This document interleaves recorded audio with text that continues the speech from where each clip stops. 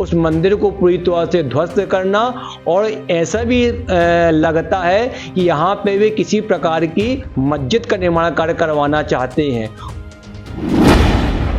लगातार माननीय न्यायालय के आदेशों की अवहेलना करते हुए वह निर्माण कार्य किया जा रहा है।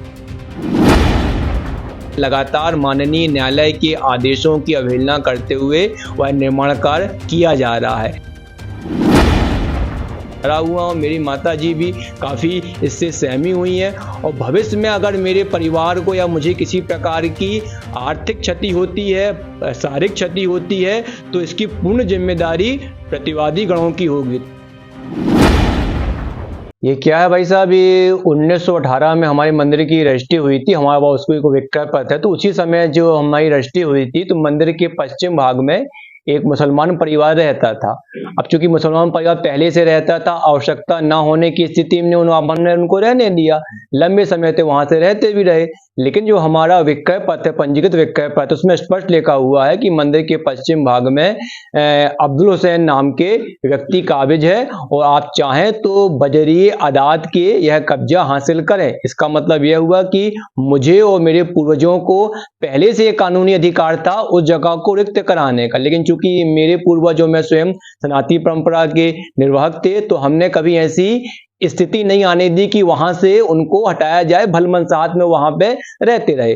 2022 में क्या होता है कि उनकी जो उत्तराधिकारी है मुस्तन हुसैन ने वहां पे क्या किया कि जो मकान वहां पे रहने के लिए दिए गए थे, उन मकानों को ध्वस्त कर दिया और वहां पे निर्माण कार्य शुरू कर दिया।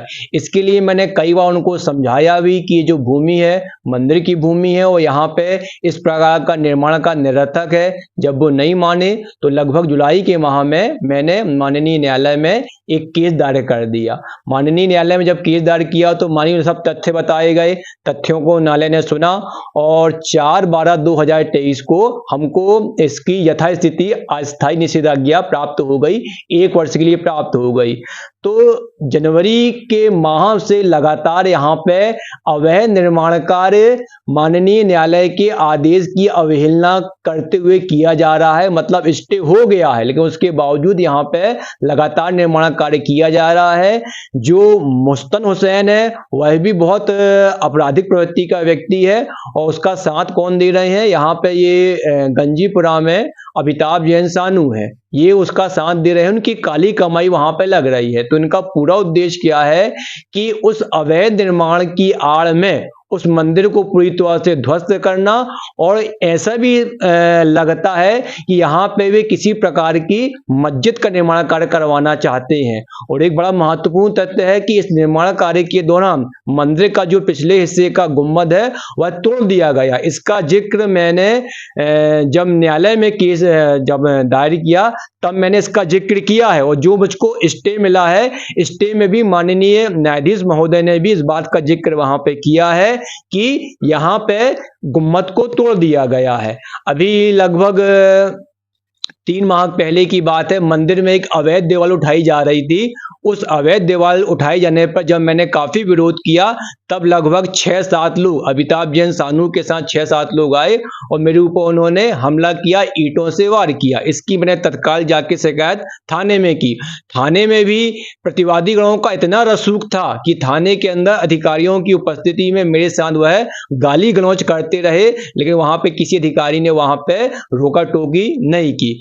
इस प्रकार ये मुझको लगातार प्रताड़ित कर रहे हैं। अभी वर्तमान में जो वादग्रस्त जमीन है, जहां पे न्यायालय का स्पष्ट आदेश है कि ना तो वह स्वयं निर्माण कार्य करवाएगा, ना किसी अन्य के माध्यम से वहां पे निर्माण कार्य करवाएगा, लेकिन लगातार माननीय न्यायालय के आदेशों की अवहेलना करते हुए वह निर्माण कार्य किया जा रहा है।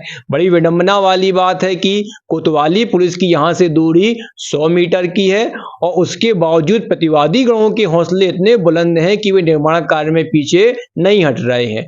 और बीजेपी के जो नेता हैं मनीष जैन कल्लू, इन्होंने भी थाने के अंदर मेरे साथ गाली गलौज की, और उन्होंने ये तक कहा कि वहां पे तुम किसी प्रकार का निर्माण कार्य नहीं कर पाओगे।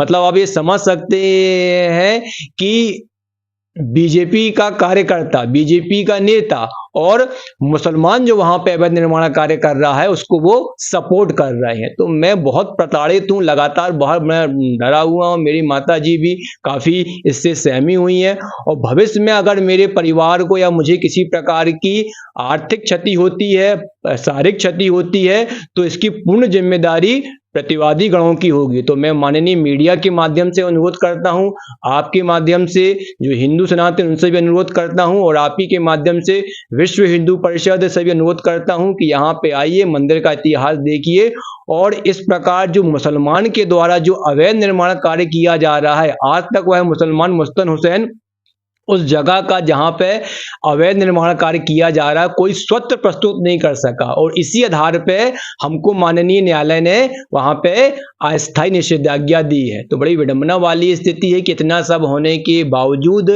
लगातार निर्माण कार्य कराए जा रहे हैं, आदेशों की अवहेलना की जा रही है। लेकिन स्थिति ऐसी है कि इन स्थितियों के बावजूद वहां पे जो प्रतिवादी गण हैं बड़े बुलंद हौसलों से वो जो वहां पे आते हैं और लगातार मेरे ऊपर दबाव बनाने का प्रयास करते हैं और मुझे भयंकित करने का प्रयास किया जा रहा है।